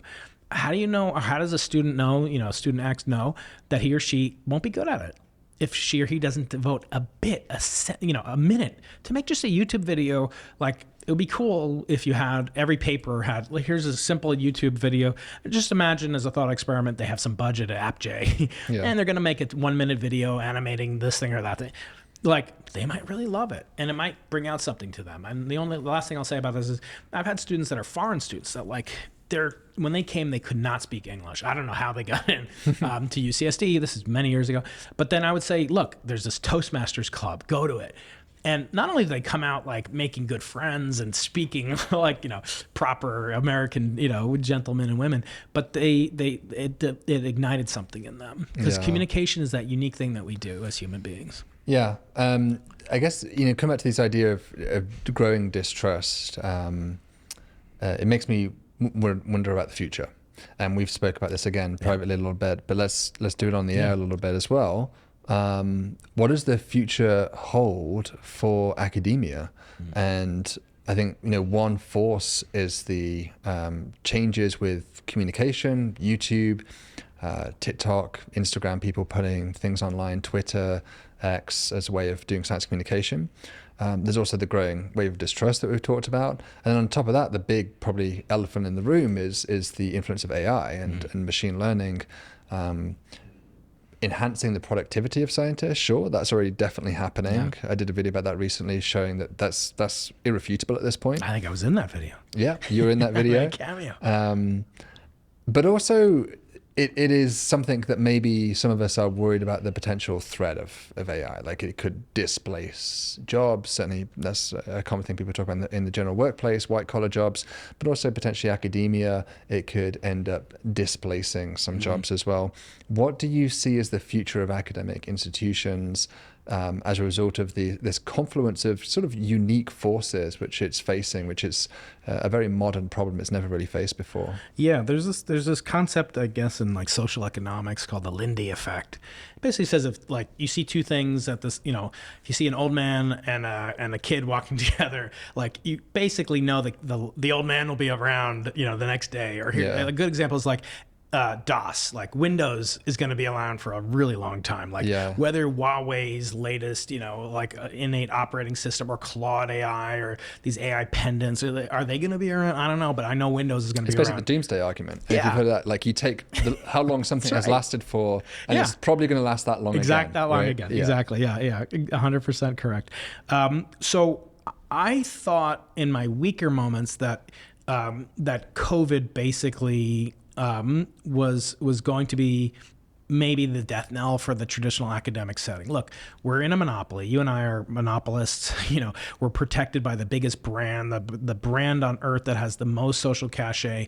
No one will basically mortgage their house to buy like an Apple, iPhone or a Hermes Birkin bag. Right? They really shouldn't. No, they shouldn't, and they do.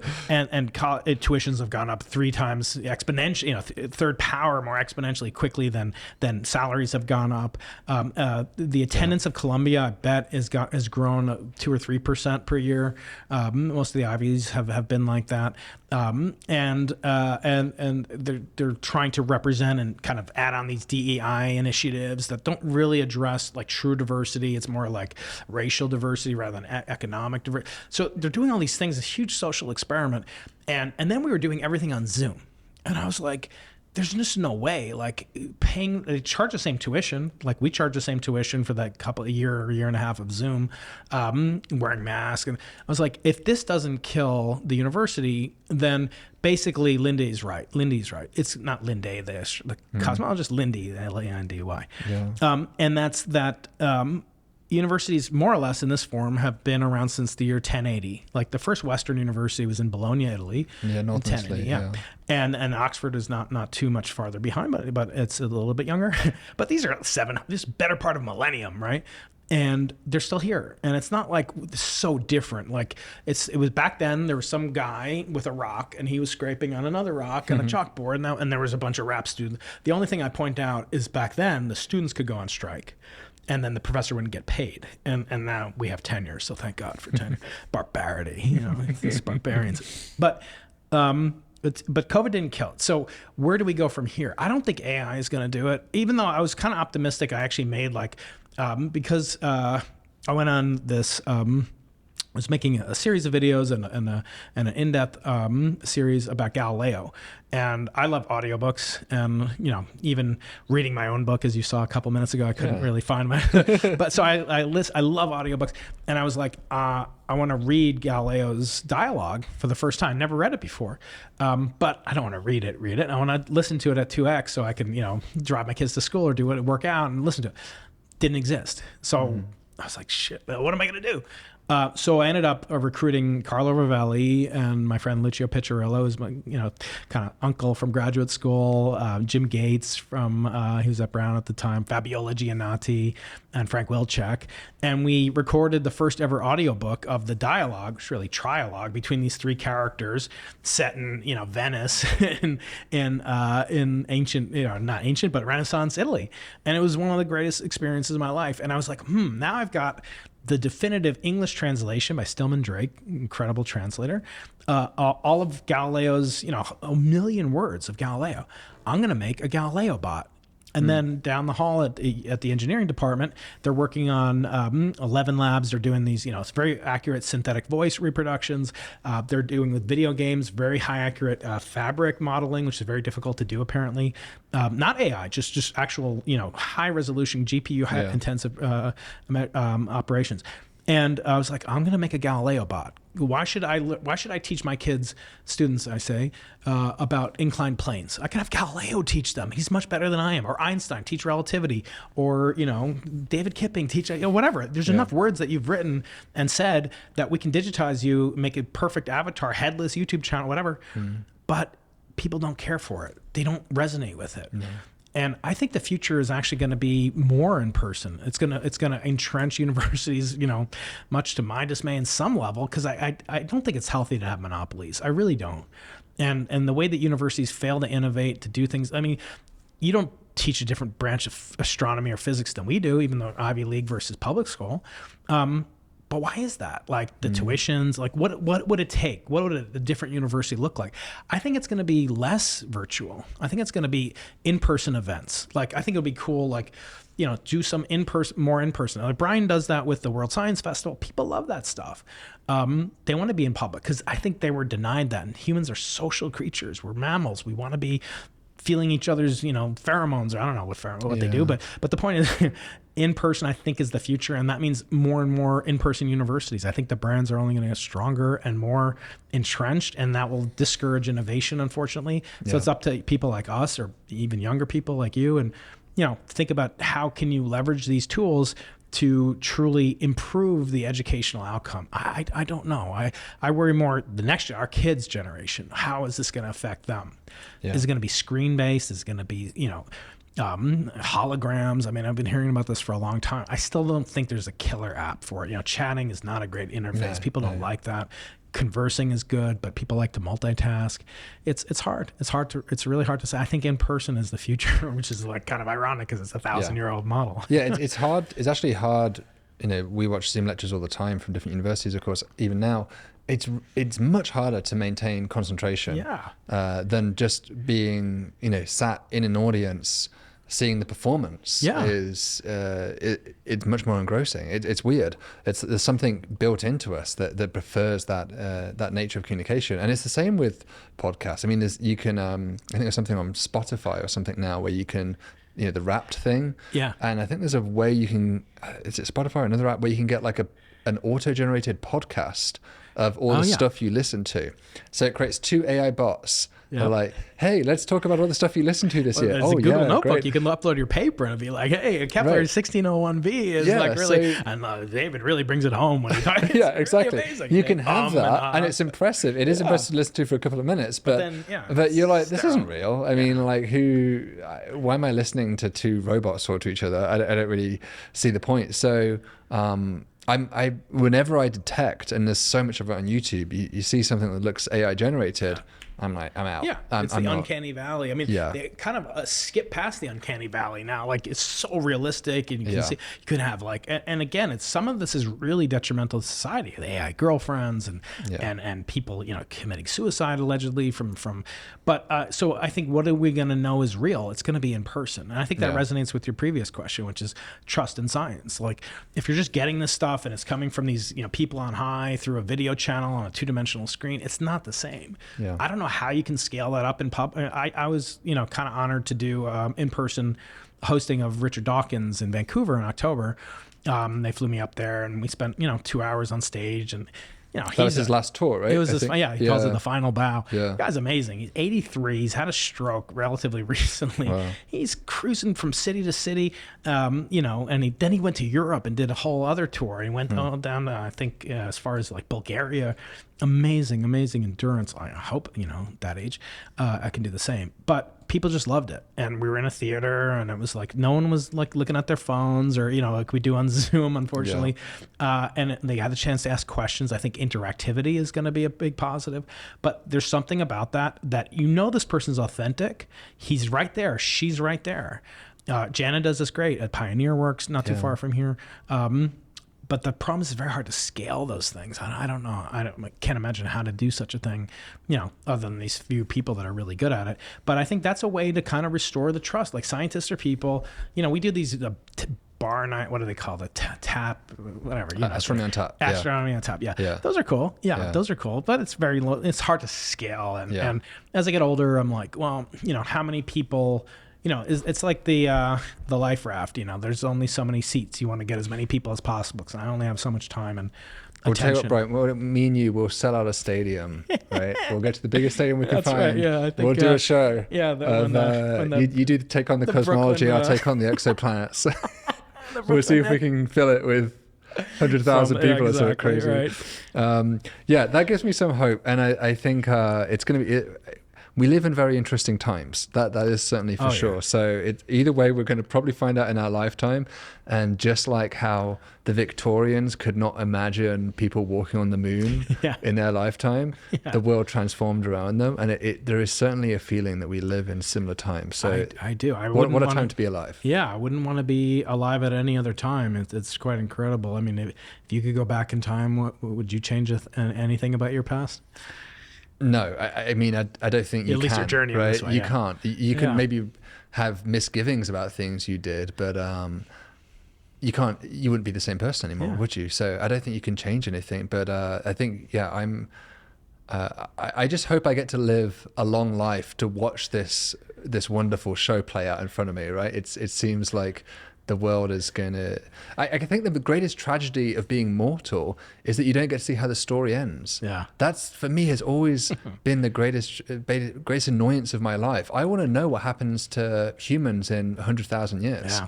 Like, where do we end up? There's like, what happens to us? Reminds me of Feynman said something like that. If you ask an ordinary person, you know, would they want to live forever? They're like, hell no, I don't want all my pets to die and people I love die and I'll just be alone. And, I guess this guy Brian Johnson is, halfway he's trying to live forever. But maybe that'll work. But he said if you ask a real scientist, no, they'll want to live forever because they want to see all the discoveries and like imagine conversing with Newton. That's the only kind of really killer thing I would love to do with like AI. And I've tried to do this with go to the holodeck, but also like, could you like train this bot on all of Galileo's writings and then teach him quantum mechanics? Like, is it possible? Or Einstein and teach him string theory or whatever? Can you or conversely, like, could an AI do the unique things that they did to consider the tides of the earth or the perihelion of Mercury and look at these in this unique way? And if not, like I said in the short clip I did on your channel, what is the threat? Like, I actually don't think, I don't know about you, maybe we're running out of time, but I would say I'm not threatened by AI simply because I think there's this notion called the lock-in effect.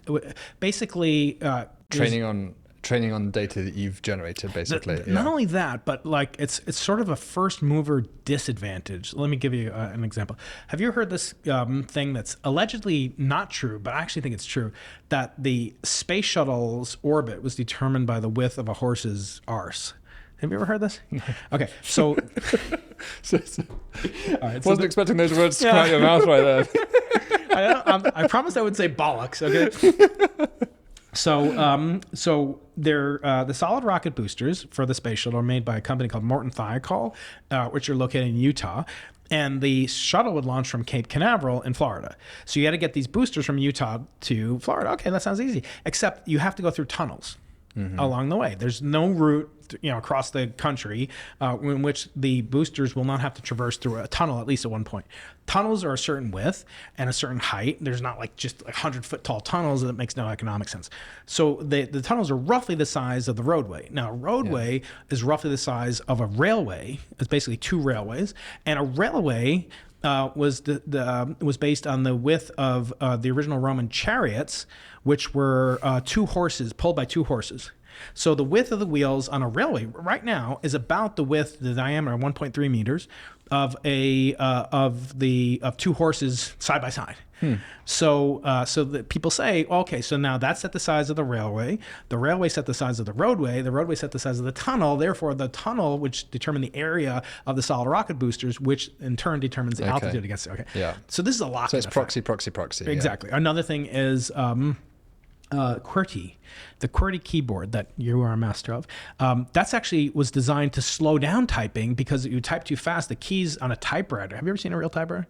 Yeah, sure. When I was a kid, I had know. one. Yeah. So I had one too, but a lot of our younger viewers don't. So they had these keys that would come up mechanically, and they would strike a ribbon coated with ink, and that would press onto a piece of paper.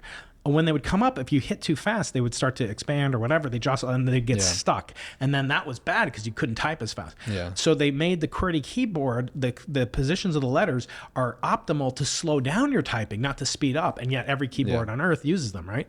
So that's a lock-in. So it's the first mover determines kind of almost all the trajectory of everything that comes after it. And so with these GPU plus LLMs, that's kind of what people mean with AI nowadays. It's very different than what the brain does or physics does. Yeah. And so I don't know, and where's the money going to go? Like OpenAI is trying to raise, hundreds of billions of dollars. They're building nuclear power plants not far from here, recouping 3 Mile Island down in Pennsylvania. They're doing all this to have more GPUs, which use the same energy, which are 2-dimensional processors that were used to make video games, not to do like physics problems. So are we going to be threatened by that? Is that going to come up with, general relativity and Riemannian manifolds and supersymmetric groups? I don't think so. There's something different about that. It's not going to need the training data from like the reason that we don't have string theory right now or theory of everything is not because we haven't yet trained it on Fast and the Furious 11, which comes out next month or whatever. It's because there's something completely orthogonal to that architecture needed to get to a theory of everything. At least that's what I think. But I think you can't. I guess my slight pushback to that would be, I agree. If you had made a neural network that was not an LLM, but there was, I guess the original neural networks did have this in mind, to be inspired by the brain. If you really did believe you were imitating the structure of the brain, it was just a question of scaling that up until you reached a human brain-sized number of neurons and connections, then perhaps you could have confidence that, if a flesh version of this thing can do it, then surely a digital version of it, a silicon version of it could do the same thing. But you're right, with LLMs, it's such a different, it doesn't think the way we think. Yeah. There is no guarantee, right. But it also doesn't preclude it either, right? It's kind of similar to the B modes, right? It may achieve that, but there's no guarantee it will achieve that either. Very good. I can imagine tying into that better myself. Yeah, I agree. I guess the thing that fascinates me is the work of Noam Chomsky. I'm not a fan of him as a person, but as a thinker, he has this notion that embodiment, like when your kids first learn how to speak, there's something about the embodiment of a mind, of a soul, whatever. Not just the neural network, and that computers certainly lack, right? So there's just no way to mimic that inviscerating feeling of being in a body, and how that may be crucial for us to express language rather than tokenization. Well, which one is day what they these could things have do. a body though, right? They could, they have bodies now for robots, but where there's something generative about the grammatical structure and learning it, rather than just, I'm trained on 7 trillion tokens now. And I can turn up the temperature of how much correlation, 2, 3, 4 pairs of tokens have to have. And just the sheer amount of data, like right now we're taking in, terabytes of data. And it's just like a lot of it we're excluding, we're focusing very narrowly. But, will computers have that ability to do it? All I'm saying is that there is something different about a fundamentally two-dimensional architecture that was made from GPUs. I'm not disagreeing at all that someday, quote unquote, AI can do what Einstein or you do or what I do, but the point is, in their current form, LLM plus GPU, I'm skeptical about it. I do think the lock-in, and because the financial incentive is just build more of that, have bigger GPUs, more terabytes, more tokens, and go down that realm. Will things literally emerge? Probably, but I don't know if it'll be novel. I think it's fascinating. I think it's one of the most interesting. We have Nobel Prize winners, winning Nobel Prizes for AI stuff, but will there be AIs?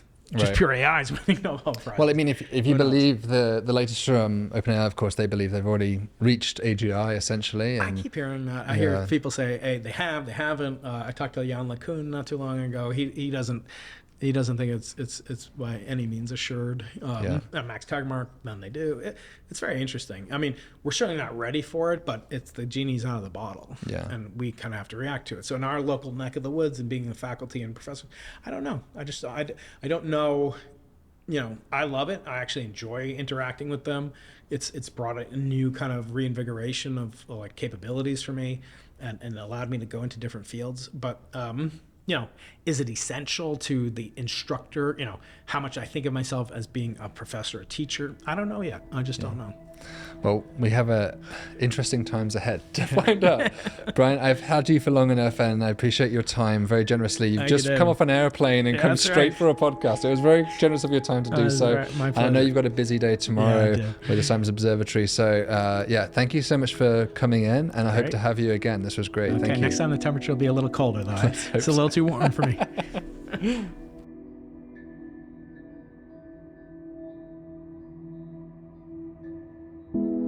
So that was my conversation with Professor Brian Keating of UC San Diego and host of the Into the Impossible podcast. Definitely check out that podcast if you've not seen it before. He has so many wonderful, great guests on there, including yours truly. Maybe not his most famous guest, but I was on there fairly recently. So you can check that out if you're interested in hearing our conversation over there and all the other great conversations he's had.